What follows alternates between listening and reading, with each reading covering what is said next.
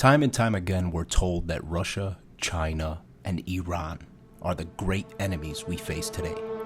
President Trump is ramping up the pressure on Moscow. News from the President of the United States that there has been an attack inside Iran. Breaking.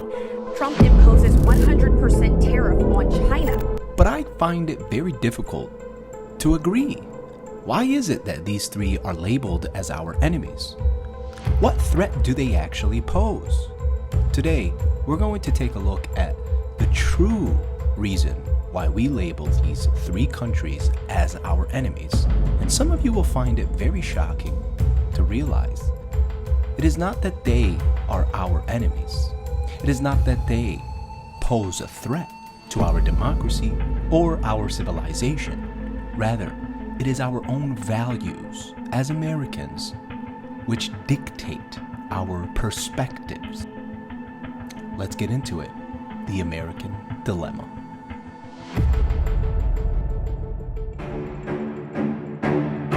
You choose to involve yourself in the art of governing, especially in the geopolitical realm of today's reality, the number one rule to follow is to know your enemy and keep him closer to you than your own friend. Another piece of valuable information which is essential to have is the knowledge of game theory, whether the game is finite or infinite. Players' objectives, rules, and the basics of conducting one's own self are fundamental to participating on the global chessboard. In the art of governing, in the quiet corridors of power, and across the chessboard of global politics, there is one unyielding rule: know your enemy. And not just know them in name, in rumor, or in fear. Know them as you know yourself, intimately, down to the moves they are capable of, the patterns they follow, and the limits they will not cross.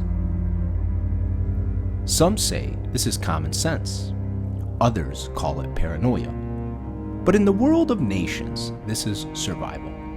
A single misstep can ignite a chain of consequences no citizen, no leader, no army could ever anticipate. Imagine a game of chess, played on a sunny afternoon in the park. You sit alone waiting. A stranger takes a seat across you. You don't know him. His intentions are unclear. His mind is unreadable. The first move is yours. A pawn advances and the game begins. Slowly, deliberately, you gain control. Patterns emerge. You anticipate his reaction. Victory, you think, is near. You glance at your opponent, sweat beads on his forehead. His hand trembles. Anxiety, panic, fear even fills his eyes. The power you hold is intoxicating. A few more calculated moves, and he will have no choice but to resign. But then, suddenly, unpredictably, the game ends. Not with checkmate, not with a nod of surrender, but with violence. A gun, a trigger pulled, your life extinguished in an instant. The lesson is clear. An unpredictable opponent, a player who rejects the rules, can render all strategy useless. You might have studied, planned, and calculated. You might have even thought the game entirely in your favor. And yet, a single aberration can destroy everything. This is not merely a story about chess. This is the reality of geopolitics. Nations, like chess players, must anticipate not only strategy, but temperament. Not only capability, but ideology. Not only history, but instinct. The rules, the boundaries, the predictability of behavior. These are not abstract ideals. They are the very essence of survival. And nowhere is this more critical than in the shadow of nuclear weapons. Before labeling another nation as an enemy, before declaring war, before drawing lines on maps and issuing ultimatums, a nation must first understand itself, its own principles, its own values, its own limits. For Americans, these values are frequently cited in speeches, debates, and manifestos. Life, liberty, and the pursuit of happiness. Life, liberty, and the pursuit of happiness. But ask an American, right or left, what these values truly mean, and the contradictions emerge. The right proclaims freedom. We have named these guys the Black Cockroach Ninja. Yet hesitates when confronted with citizens practicing their religious freedom. I think Islam hates us. The left champions equality, yet draws lines when ideas challenge their own definitions of morality or inclusion. So why do you care so much about other individuals living their lives? Why is it affecting you? Do you have something up your ass or something? Freedom, in this context, is not absolute. The only true, lasting American value that's left, buying things. It is filtered, redefined, and when the public itself is divided, confused, angry, invested in partisan narratives, the machinery of governance can operate unchallenged. They don't want people who are smart enough to sit around the kitchen table and figure out how badly they're getting fucked by a system that threw them overboard 30 fucking years ago. They don't want that. You know what they want? They want obedient workers. This is the American dilemma. A nation that preaches clarity yet practices ambiguity. That claims moral high ground while manipulating perception. That declares enemies without truly knowing them. And it is against this backdrop that we must consider the three nations most often cast as America's adversaries: Russia, China, and Iran. Each sits across the global chessboard. Each moves according to its own rules, each guided by values that are consistent, comprehensible, and in many ways predictable. Yet, for America, these predictable moves are refracted through fear, ambition, and a desire to dominate. Nuclear weapons. Nuclear weapons. Nuclear weapons. Russia is a rich, culturally profound, anchored in orthodox values and defined by tradition. Its history is vast, a civilization shaped by struggle, resilience, and logic. It fights strategically, deliberately, rarely abandoning rules it understands. Its people, its culture, its military. These are all predictable factors in the game. Iran is a Persian Shiite, governed by a system established in 1979, guided by principles that demand restraint, suffering, and measured responses. Its history is long, complex, and disciplined. It does not strike randomly, nor does it seek chaos for chaos. Its nuclear ambitions are often exaggerated in Western media, yet the essence of its behavior is predictable.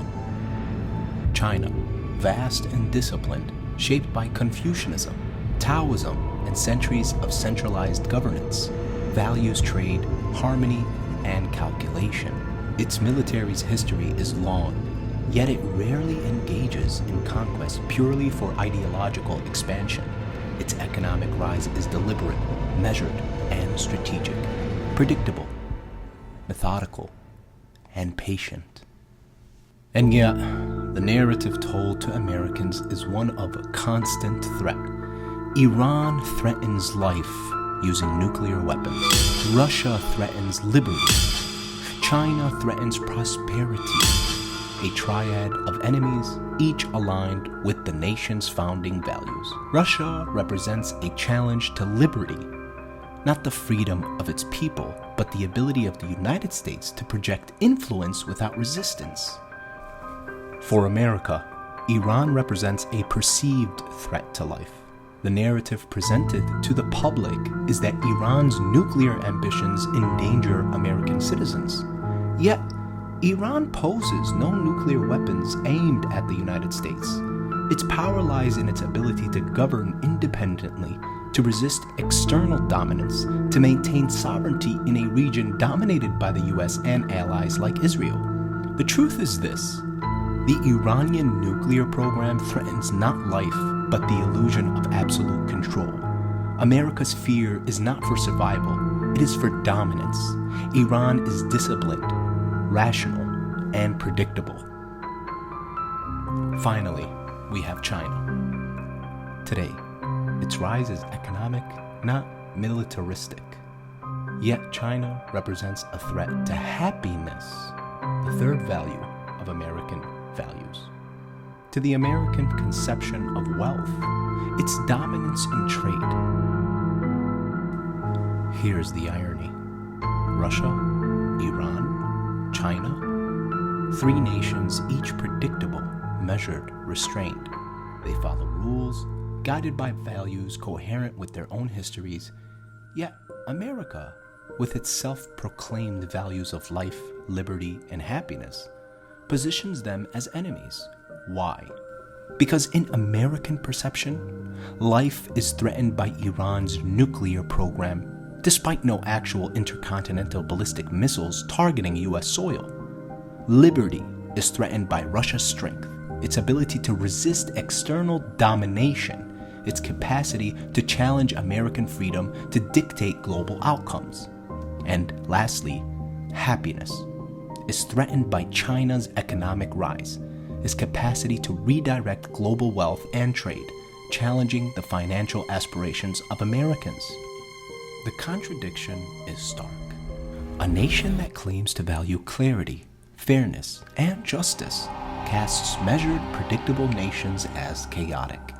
Meanwhile, it engages in proxy wars, regime changes, and economic manipulation, often inconsistent, often unpredictable, often undermining its own principles. Consider the parallels to our chess game.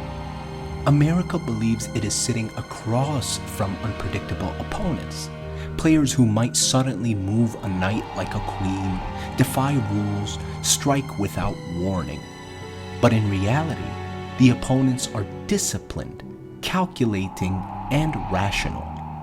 The real unpredictability lies with America itself, changing policies, shifting leadership, inconsistent strategies, and domestic divisions that ripple outward. Proxy wars in Russia's neighborhood, invasion of Iran, trade wars with China are all attempts to force opponents into patterns, to make predictable the behavior of those who are already predictable. Yet the strategy is flawed. The United States, in its own inconsistency, cannot assume the table is level. It cannot assume that its rules will be followed. It cannot assume that trust, once broken by erratic policy, can simply be restored. And so we ask, what is America's real enemy? Is it Russia, China, Iran? Or is it the very principles, the inconsistencies, and the internal conflicts that cloud judgment and divide perception? When a nation cannot define its own values clearly, when freedom is applied selectively, when life is valued only for certain citizens, when happiness is measured by wealth alone, then the true challenge is internal, not external.